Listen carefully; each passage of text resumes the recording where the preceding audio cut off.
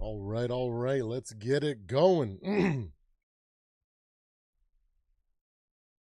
Make sure the camera is, am I centered? What is going on, ladies and gentlemen? Welcome back to the Purple and Gold Bars Show. I am your host, Supreme Overlord, aka Mr. AI Man 3000, aka Mr. Purple and Gold Bars, at your service. And today, I've got a rant, okay? So just bear with me. I'm going to let it all out. So sit back, relax, and enjoy the show because I am absolutely frustrated to no avail, okay? And honestly, frustrated might be putting it nicely. Somebody's going to get some medicine today. So before we do, though, let's get that intro started.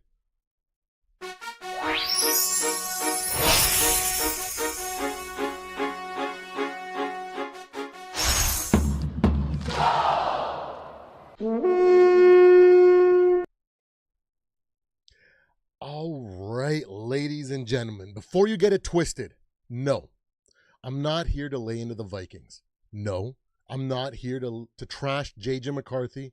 I'm not here to trash Max Brosmer. And I'm not putting this on Kevin O'Connell, Brian Flores, or Kwesi Adolfo-Mensah. If that's what you thought was coming, you are exactly the person I'm talking to. You are the one who needs the tough love. You need to pull your head out of your ass. Let's be real. Because if you went into this season thinking we were about to put together a Super Bowl run, if you expected JJ to walk out and play and look like a year 10 Tom Brady, if you expected a rookie plus a top roster, top coaches, a beginning of a new era to equal instant dynasty, I'm sorry to tell you. Your frustration and anger with this team is a you problem. No one else, just you. Look, I'm not going to pretend that I haven't been frustrated this year too, but not for the reasons the fan base and some content creators have been yelling about all season. Shout out to those Vikings fans who have been trying to knock some sense into the rest of them, into the rest of the fan base. The ones saying, embrace the suck. This is part of development. You're overreacting. Come on, get your head out of your ass. That's the right perspective and the guidance it should be listening to. Meanwhile, I've been seeing everything. Tweets, comments, videos, reactions, rage posts, not just from Vikings fans, but from fans across the league, because I do my homework. I gather as much information and as I can so I can stay rational, objective, and grounded in actual football knowledge. And man, this year, I've seen it all. I've seen one of the biggest Vikings content creators today call to tear down the whole thing down to the studs. I've seen people say, we got to fire KOC. I've seen people trashing an undrafted free agent rookie quarterback because they expected him to go out there and be the next Brock Purdy in his first start. I've seen brain dead take after brain dead take about JJ McCarthy, the play calling, run the ball more, fire the coach. This team is cooked. It's delusion. It's cognitive dissonance. It's people lying to themselves because their expectations were cooked from the beginning. How can you simultaneously know that JJ is basically a rookie, a developmental rookie at that, rookie quarterbacks struggle, and even the outliers struggle. And then expect them, on the other hand, to look like world beaters out the gate. Your brains need to be studied, respectfully. I had faith too, but I was realistic. Before week 1, I literally said this season would be a roller coaster. I then changed that to, this team is Dr. Jekyll and Mr. Hyde.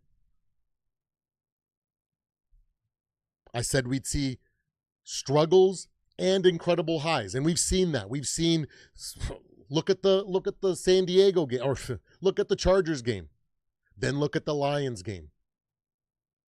Struggles and incredible highs, flashes and growing pains, and that's all you should have been expecting this season. I predicted a 12-win ceiling if everything clicked perfectly. and a floor of 8 or 9 wins if we hit real adversity. And that wasn't even taking adversity, not accounting for injuries. My predictions were based on if we didn't suffer any massive injuries and every single player for the most part was available every week. And if not for the avalanche of injuries, I still believe that prediction would have come true. I also said Vrabel would be coach of the year. I picked the Giants and Patriots to turn heads this year. I said the Lions would be lucky to win 10 games this year. It's like I do my research and analyze the data and make accurate predictions. Last year, I nailed my predictions and we won 14 games when I said we would win between 12 and 15 games, when the experts and all the AI models said we'd be lucky to win 5 games. Like when I broke down exactly what Sam Darnold would be in purple and gold and how he would look in the playoffs. I hopped on the Let's Goal channel and on an aftercare live stream, and I told the audience straight up what the season was actually about. Learning to face adversity, sticking through it, and building a mental toughness you need when you eventually become a playoff team, or to get you ready for this year and the adversity, the overwhelming adversity that we've faced. And as a result, guess what? This team has never given up. It's always tried to keep us in games. We've even gotten to the point where, had luck fallen in our favor, we would have won a couple more games, and based on those results, KOC would have been lauded as coach of the year maybe. But that's not the way it happened. We just got adversity after injury, after adversity, after injury. And by the end of the year, who was right last year? Me. And the same folks who said last year it's a Super Bowl incoming, guys. Sam Darnold is going to take us to the Super Bowl and he's going to look good doing it. Those were the same people that were crying for a full teardown 12 months later. Funny how the truth hurts. Now let's get into some harsh truths. You are the reason you're upset. Not the team, not the coach, not the quarterback, you. Your expectations were delusional. This team is good, top to bottom. The play calling is not the issue. JJ is not the issue. KOC is not the issue. Kwesi is not the issue. This defense is one of the best in football because of Brian Flores and his scheme. You think watching football makes you an expert?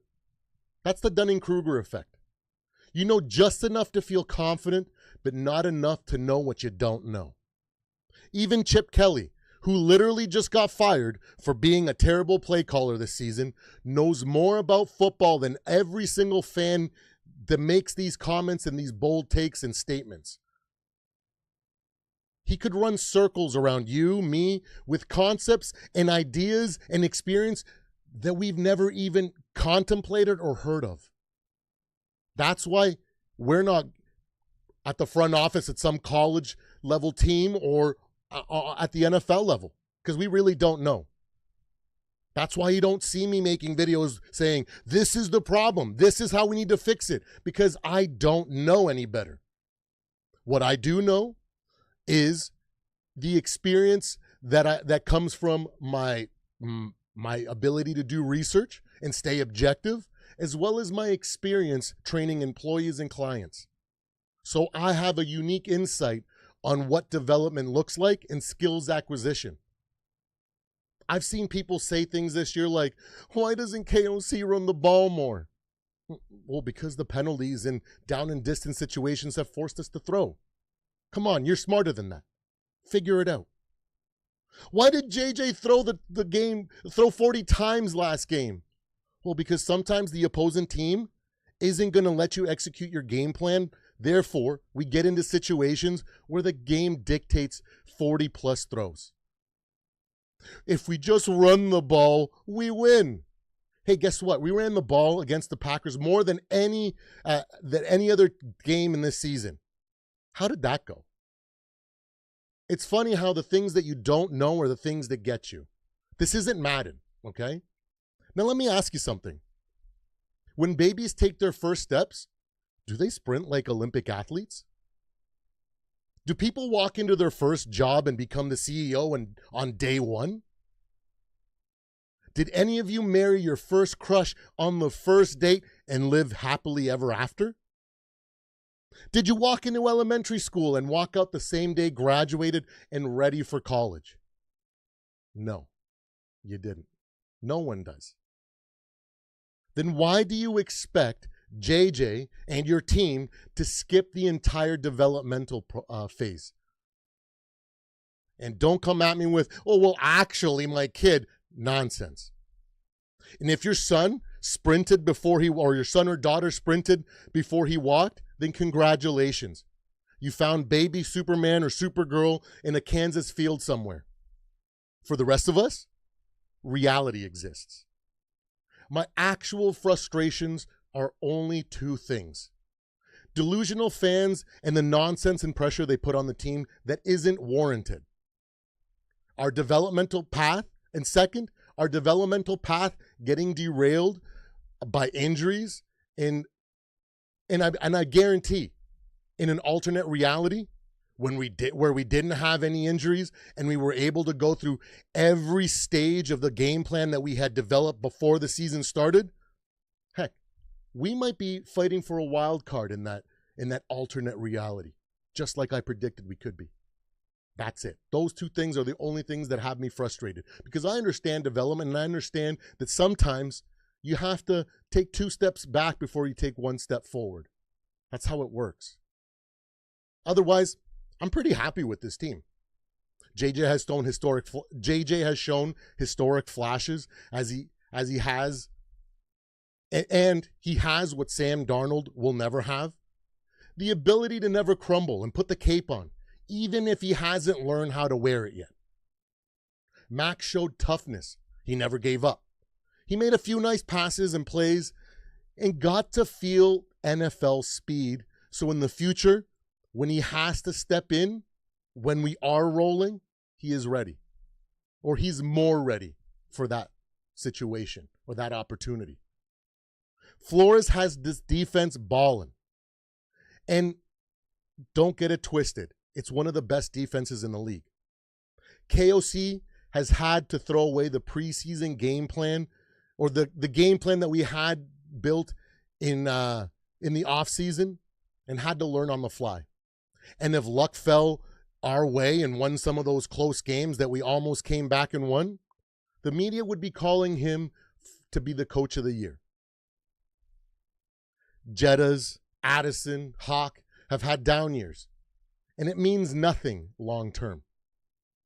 Better now than in a year when we're actually pushing for a playoff run. Whether you want to admit it or not, growth isn't linear. Sometimes you zig when you're meant to zig. Sometimes you zag when you're meant to zig. Sometimes you take 2 steps back and 1 step forward. Sometimes you have to lose in order to win. That's how development works. It's the way it's been the entire human existence. Look at Sam Darnold, top pick. Wasn't a Cinderella run to his first Super Bowl in year 1. It took years for him to get back on track. And look at him now. He's doing pretty good, even though he's still got a lot to go. Bryce Young, labeled a bust, bullied by the media, and now he's having career best years. Or career best games, and probably going to be his career best year. Mac Jones, dumped by the Patriots, and now is in line for a good contract after stepping in and producing for the 49ers.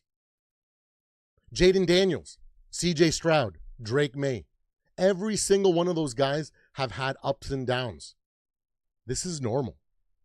And because I expected all of this, I haven't been mad at the team at all. That's exactly what rebuilding looks like. Exactly what progress looks like. Vikings fans have wanted a lottery pick to quarterback to develop until they've had to live through the growing pains. Now they want to give it all up and go back to doing the same old thing that we do, pick up some old veteran quarterback that doesn't have enough to get us there, or is fundamentally flawed just to get humiliated in the playoffs. That's what you really want, huh? Unbelievable.